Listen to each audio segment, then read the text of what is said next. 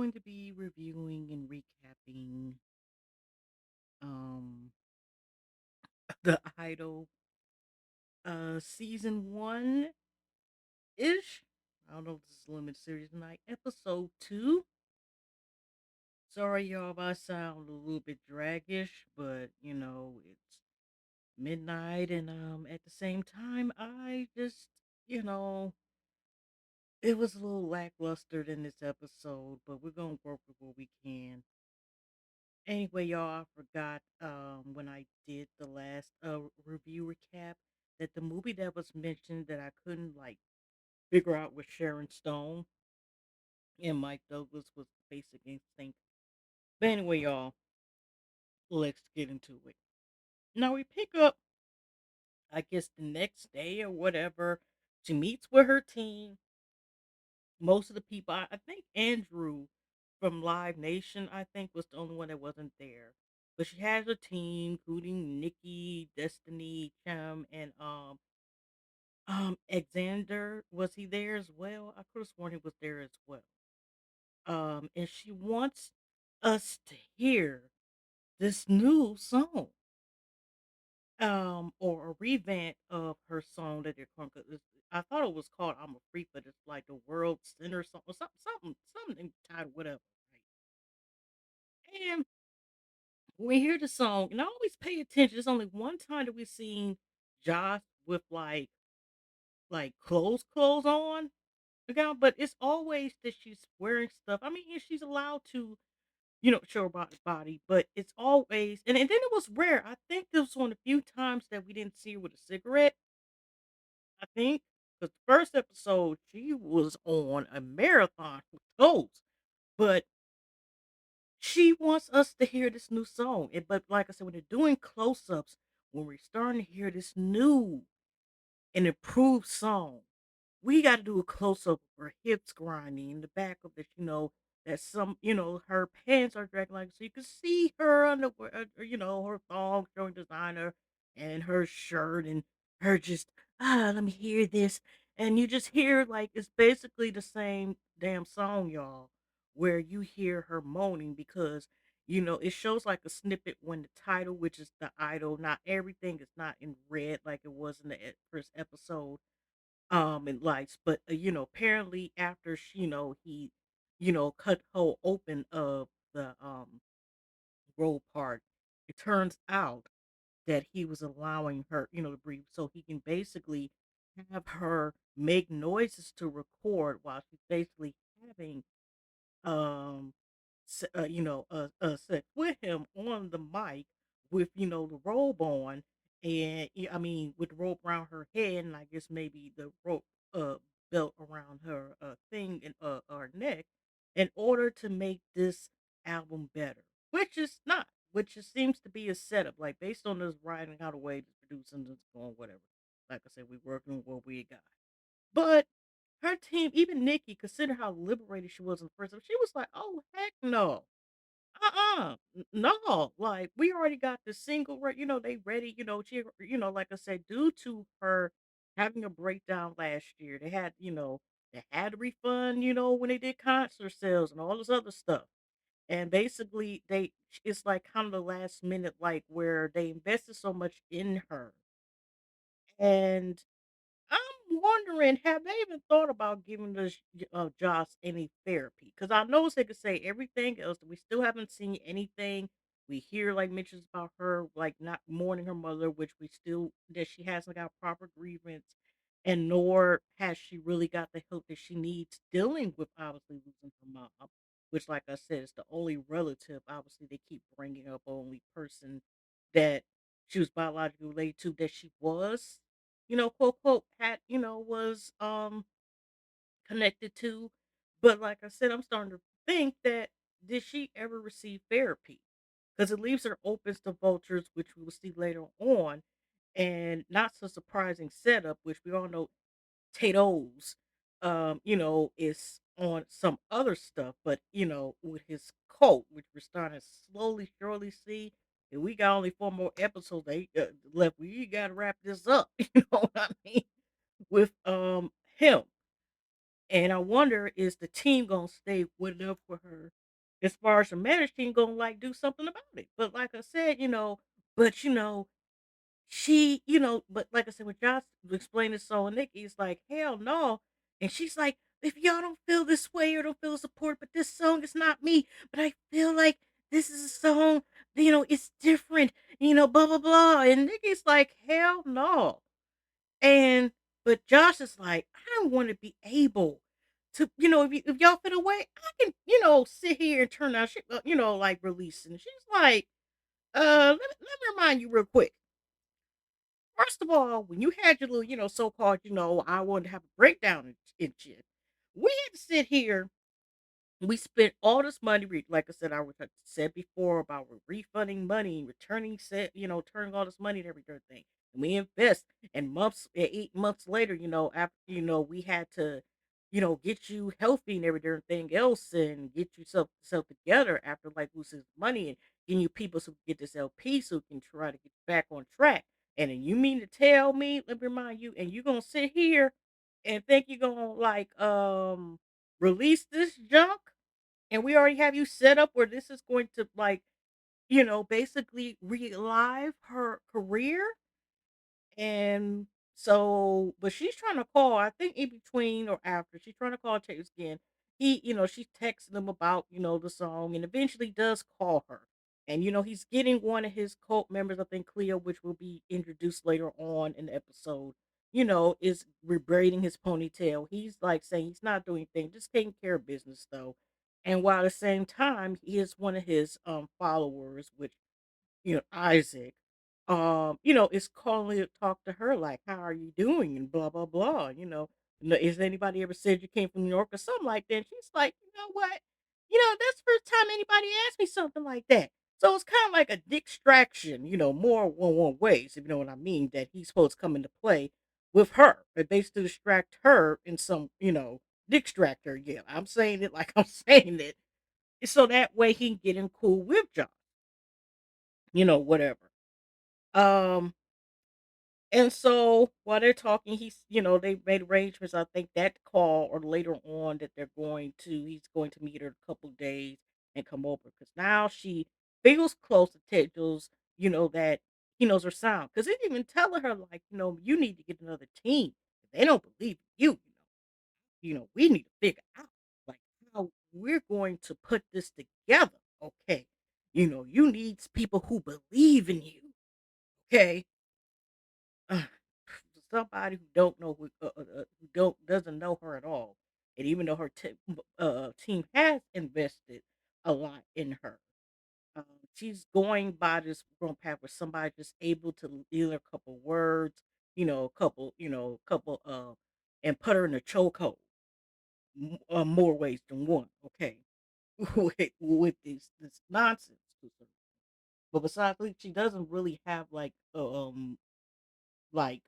people she can talk to. And like I said, she still needs she needs therapy.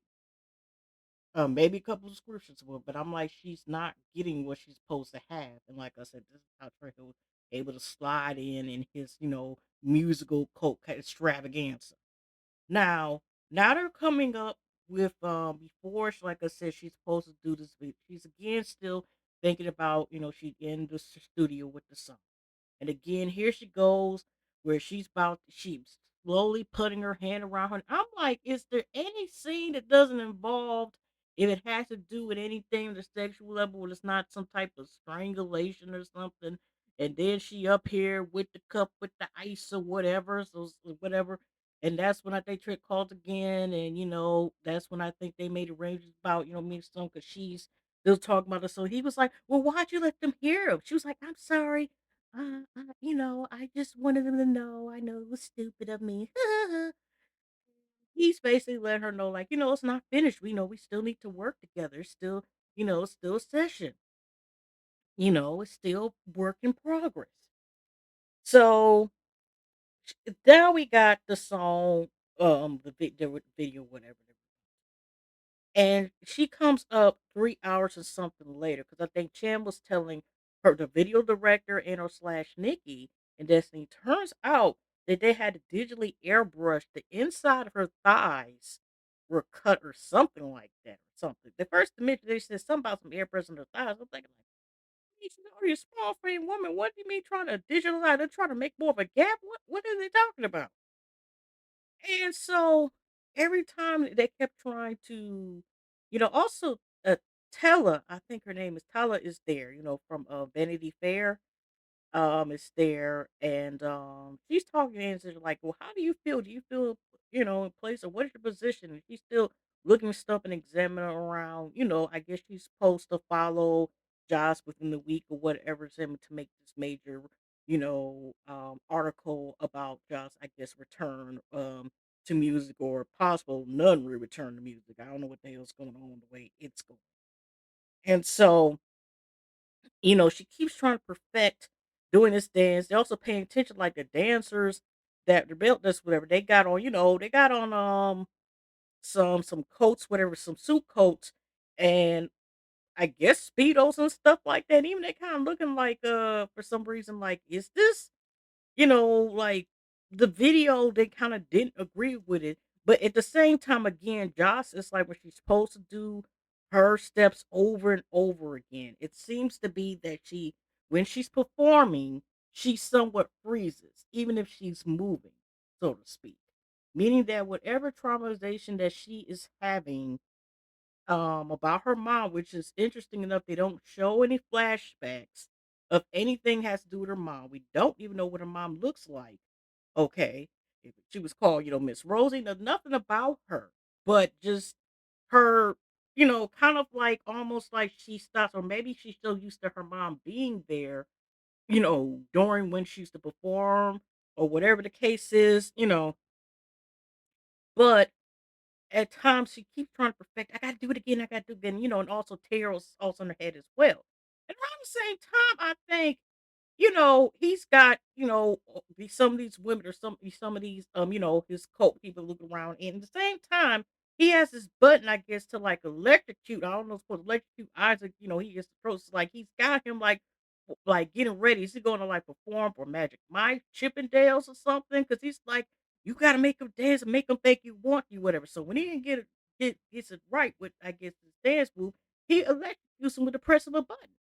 Okay, it's it's no words for that. So continuing on, y'all, like I said, she's trying again to perfect this move, which is not actually going too well for her. And to lead, like I said, every time she kept trying, keep trying again. And even she's even thinking about, well, I'll pay for it. We can do next day, because she wants to perfect, her movements and everything, you know. And then at the same time, going on, y'all, because like I said, some things are in a place, whatever. Um, and most of it has to do with what's going on during this scene, during the video shoot. Besides the last part when Trezos and he brings some of his friends, or followers or worshipers, okay, to the house. Now, what happens is that when she, like, is getting to the point, first she says to herself, "I miss my mom." Again, we don't see any flashback. It's just like a major disconnect with wondering when she's talking about her mom.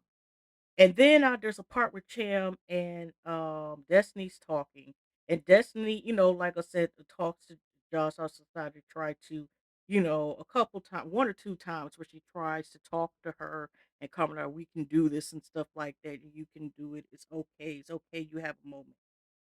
Um, that they started to find out about this Trezos guy, Tre Trados guy. I'm not gonna mispronounce his name right. But he is a guy who used to be in Hawaii, who lived in Hawaii, who owes some people, who has a so-called music label, and he has a club, but that's pretty much what they have. But I'm wondering, considering that, say, if he's a part, whatever, and that's the only information I have, are they going to go further into investigating this guy because of him having a shaky past, or knowing that she is involved with this dude that's shaky? And when Chim trying to ask Leia, like, what about this dude? Do you know? I mean, is he Hawaiian? He's a person of color. She kept saying over again. He's a person of color. She was like, it's okay if he's Hawaiian. He's a person of color. I mean, there are black Hawaiian people, but you know what I mean. Chip had to remind her it's okay to say if he's a black man. I guess he's black. Okay, but it's like that's the little information that he's kind of brought up with Trails besides like Joss talking to himself. And then also when they were rehearsing, Diane, pops up back again and she stands out. And Nikki notices her and kind of has her audition because she's like, she's dancing out, dancing to everybody and everything else, right? And has her sing. So, what happens is that here we go to a part again where all of a sudden we're seeing another meltdown from Josto Point. And here's what happens. This is after actually, y'all, she does a good job like she does in the first episode. She finally gets it together. But guess what? While she's performing and giving her all and giving her best, conveniently the camera is out of focus and don't catch. So she's stuck, all happy. She's like, "Did you all get that?" And they're like, "Oops, my bad. You're gonna have to start over, Johnson." She just like first said to herself, like, "Oh, I wish my mom was here or something." I think she said it prior to then, and then she started staying on the stage. Her makeup is coming off and everything, and they're up here like, "Are you okay? Are you?" And you said you're asking for your mom. No, no, I wasn't. Then she's like, "Oh, I'm fine. Let's just go ahead and start over again." And she can't really start over again. She even has to stop and take off her shoes, y'all. And it's sitting here looking like a horse. So she's got band-aids on her feet, like she been dancing till she's a maniac. And if you know that song from Flashdance and stuff like that or whatever, and just did that look too much. It's like, okay, she think about something else, but her feet are jacked the hell up. Like I said, she got band-aids, they are bleeding, the shoes is cut. Then you could see the inside of both, like directly two circles, you know, on both sides of her inner sides next to her groin area that are bruised and scarred. And I'm thinking, like, did this come from? Did it come from him like scratching them up or whatever? Because he was putting ice down. I'm like, I'm still confused, y'all. What the hell was that? Okay. And like I said, they sent Destiny to talk to her, and they decided that they're just gonna put that because she's supposed to go on a tour, and based on her behavior, Nikki realized like you gonna have no choice but to rest, and it could be possibly the end, fortunately, the end of her career. But like I said, is nobody is suggesting that she gets help. Okay, just obviously she needs intense therapy, some better help, maybe all in above, whatever. Because that doesn't seem to be brought up at all. But anyways, while Tara, the Vanity Fair writer is still there, Nikki was there. They decided that they're going to keep um Daphne on the stage, and she's like, "This is going to be added to the story." And guess what? And of course, in the reveal that we weren't expecting, um Troy is talking about you talking to Daphne, which Daphne is actually there as sitting there and probably has given information. And then I'm kind of wondering because they never went into, even though it was a selfie of her, the Pillsbury glaze that she had on her face from the first episode. You have to wonder who had access to the selfie. Did Daphne know about the selfie and leaked it out the trade? Because it's like it's being like also Jocelyn's targeted on Joss is being targeted on purpose, and Daphne is a part of this cult that is Trejos is over. Because she was saying, "You think can she smash better than me? She can't stick me." He was like, "No." But and she said, like, Nikki's thinking about possibly signing me to love. He was like, "Good, I get my money back, my money's worth, blah blah blah blah blah." So it's all a plan that Joshua was supposed, was the plot, and they're about to hit a lick, and they look, and Josh might be possibly that big ass sucker, whatever. So, after when Josh is just home and she's talking to Jam is like, like this is on the last leg, and the last leg ain't standing too well after she goes home, which this Leah and I think Alexandra's helped carrying her almost to the car because she needed some shoes. She was so much pain that she had fell. Okay, it's just like I said, when I mean she's breaking down, she's breaking down. But back when they get to the house, it turns out now not only is Josh a career is like really really failing. Shan for the past years keeping afloat has been going half on a mortgage. He's like broke, she's virtually broke, and just everything is just like how it's just going downhill and so forth. And she's like, I'm just trying to do my best or something like that. I ain't gonna lie, y'all. I was holding on barely to this episode, but at the point, it's just the real reality of the point of her career, which had a promises up. And even though a year later, it's actually not only she's worse where she was, even though losing her mother to cancer, turns out that's what she died from. But it's basically like she may not come back from anything. And I think she used to be a childhood star. She had mentioned that you remember her singing when she was 11 years old the song Fever, so she's been invested for years, but yet we don't know if she'll ever come back. So Trick comes over and asking, brings some of his friends, which they never really showed the lady too much with the braids, black lady. I'm trying to remember, but it was this one girl who asked, "Oh, you got a pull first?" She's like, "Oh, the name is Cleo." I think she was the one who was braiding, quote quote, um, trail, braid slash or Johnson's call his rat tail. And she's like, "Oh, you got oh, this is her place? Oh, oh," and then she's asking Josh, "Oh, oh, hi. Can I swim in the pool?" She's like, "Oh, sure." So she just butt ass naked just swim on pool and stuff, whatever, I don't, whatever. And then Isaac asked to go to one of the bathrooms, but his goal was to go and entertain whatever. And he's all letting her know, like, I'm here, let's dance, blah, blah, blah. And they go to partner dance a little bit. And Josh, he got her now on, they sitting here on that white girl, and Lily the first time is introduced to taking nose candy as well. And she's like, I never had done it, but he was like, yo, go ahead or whatever. So it's just like, oh Lord, here we go. Sex, drugs, and rock and roll, whatever. Basically. So they all talking whatever. And eventually we see Isaac that he takes, I guess, to her, her bedroom. But before, even though the stuff's kicking in, she is trying to add some little information first. Like, well, where are you from? Where you come from? And he said that actually, Trails met him in the church. And if you actually the musician in real life that is playing Isaac Rowe, his parents were strict also in the church, whatever, as well. I mean, not in the cult way, I think, but looking at his background, his parents actually, I think his dad was a preacher, or I think both, or I know his dad was, very religious. It is very religious. I don't know if he still is, but he was saying, that's how Trestles met him, and it was like, so you follow, and he's like, he was like, he follows him and stuff, and he's like, and he's part of his label. Yeah, I he knows I sing and stuff, and he's great. And she's like, Trails is Tails is into the church. He don't seem like it. He's like, but he's like, yes, he's godly. And that was another red flag itself right there. He's to his music label coincidence, signed to his music label. We don't know what the hell it is. But yet he says he's godly. Huh? Red flag. But they end up smashing the shows any darn way.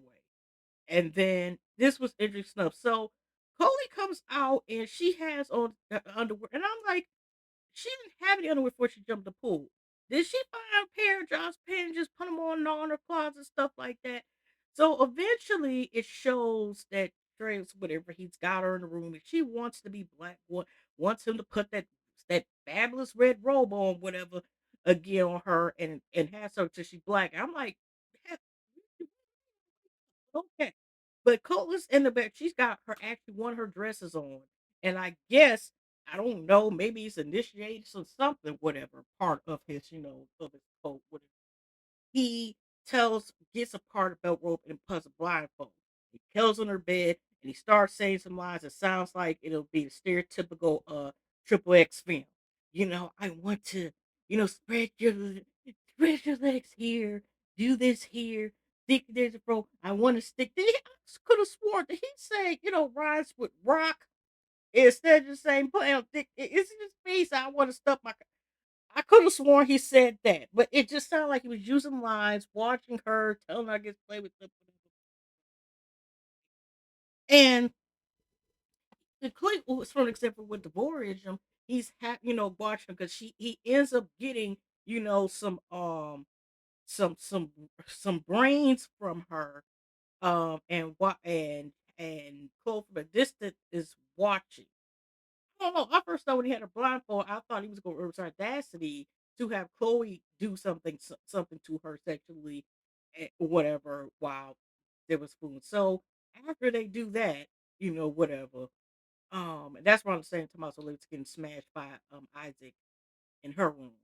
Um, he's like talking to her, like, you know what? In order, I guess, to work more on the music fluence, whatever, and help her out. Maybe I should move in. For work purposes. Mhm. See? Warning. And then, cause Cleo, when she came out, I forgot to mention, came out the pool butt naked. She started playing the hell out of the piano, stuff like that. And then she's doing it again.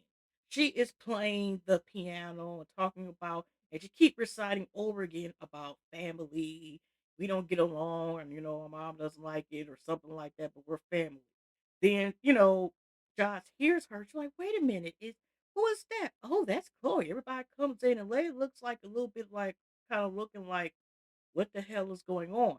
Because first, eventually, Chloe singing, and then you got Isaac singing with her. And eventually, Josh starts singing. No, even though we have family, we don't get along, and mom doesn't like it. And Josh is like, being this shit, keep reciting the song, and tears are falling down her eyes. And ladies look like, oh hell, what the hell we got ourselves into? Like I said, I could have sworn there was another person with them, but it made it seem like it was only Trejo's, Isaac, and Chloe. Or was the other person eventually came in there? Because I could have sworn it was one, two other people. But anyways, we're getting started that, and I could have sworn during after when the credits and stuff come up, they start playing down so love to love you baby, and that was pretty much it. Okay, I hope y'all enjoy review. Okay, hugs and love y'all. I'm gonna stretch it out and be committed to the rest for these episodes. But what do y'all think about how the show is going? What is the things that can be improved, and um what is next? And it's like there's only so much you can work with. Okay, I'm doing my but I will say, well, I mean, the good thing is we do see a lot of like talented people that are in here. It's just okay, whatever, y'all. All right, see you on the next one. Take care. And don't forget, if you like what you hear, you listen to, where you're watching slash the picture review, or you're listening to the podcast of this particular series, go ahead, like, to support, and subscribe to my channel, and or follow, click the button, and you can listen to this the podcast or YouTube and other major formats. But anyway, y'all take care.